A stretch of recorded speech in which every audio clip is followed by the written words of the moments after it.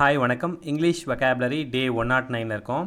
இன்றைக்கி நம்ம இந்த சேனலில் 5 ஆங்கில வார்த்தைகளையும் அதற்கான தமிழ் விளக்கத்தையும் எக்ஸாம்பிள் சென்டென்ஸோடு தெரிஞ்சுக்க போகிறோம். அதுக்கு முன்னாடி நீங்கள் இன்னும் இந்த சேனலுக்கு சப்ஸ்கிரைப் பண்ணாமல் இருந்தீங்கன்னா மறக்காமல் சப்ஸ்கிரைப் பண்ணிக்கோங்க. ப்ரீவியஸ் வீடியோஸோட பிளேலிஸ்ட்டை டிஸ்கிரிப்ஷன் ஷேர் பண்ணியிருக்கேன், செக் பண்ணி பாருங்கள். Welcome to this channel quick English தமிழில்.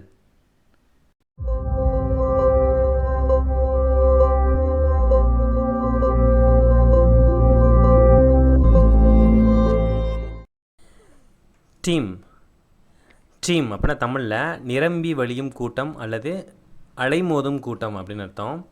இப்போ டீமை பயன்படுத்தி ஒரு எக்ஸாம்பிள் சென்டென்ஸை பார்க்கலாம்.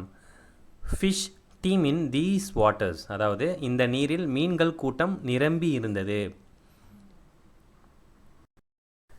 மெலிஃப்ளோயஸ் அப்படின்னா தமிழில் மெல்லிய இனிய குரல் அப்படின்னு அர்த்தம். இப்போ மெலிஃப்ளோயஸை பயன்படுத்தி ஒரு எக்ஸாம்பிள் சென்டென்ஸை பார்க்கலாம். Her voice was mellifluous and smooth. அப்படின்னா அவளுடைய குரல் மெல்லியதாகவும் இனிமையாகவும் மென்மையாகவும் இருந்தது. ஸ்பேன் அப்படின்னா தமிழில் காலம்னு அர்த்தம். இப்போ ஸ்பேனை பயன்படுத்தி ஒரு எக்ஸாம்பிள் சென்டென்ஸை பார்க்கலாம். I worked with him over a span of 6 years. அப்படின்னா நான் அவருடன் 6 வருட கால பகுதியில் பணியாற்றினேன்.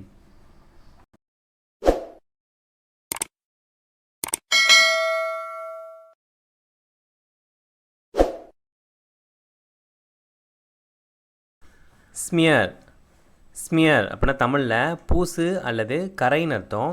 இப்போ ஸ்மியரை பயன்படுத்தி ஒரு எக்ஸாம்பிள் சென்டென்ஸை பார்க்கலாம். His face was smeared with dirt. அவன் முகம் அழுக்கால் பூசப்பட்டிருந்தது. இதான் இந்த வாக்கியத்தோட தமிழ் அர்த்தம். டெக்கேட் அப்படின்னா தமிழில் 10 ஆண்டு அல்லது தசாப்தம்னு அர்த்தம். இப்போ டெக்கேடை பயன்படுத்தி ஒரு எக்ஸாம்பிள் சென்டென்ஸை பார்க்கலாம்.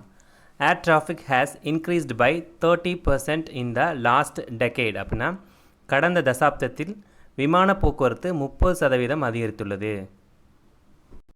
இன்றைக்கி நம்ம தெரிஞ்சுக்கிட்ட இந்த 5 வார்த்தைகளும் உங்களுக்கு பயனுள்ளதாக இருக்கும்னு நினைக்கிறேன். மீண்டும் புதிய ஆங்கில வார்த்தைகளோடு உங்களை அடுத்த வீடியோவில் சந்திக்கிறேன். இந்த வீடியோ உங்களுக்கு பயனுள்ளதாக இருந்தால் மறக்காமல் இந்த சேனலுக்கு சப்ஸ்கிரைப் பண்ணுங்கள். தேங்க்ஸ் ஃபார் வாட்சிங்.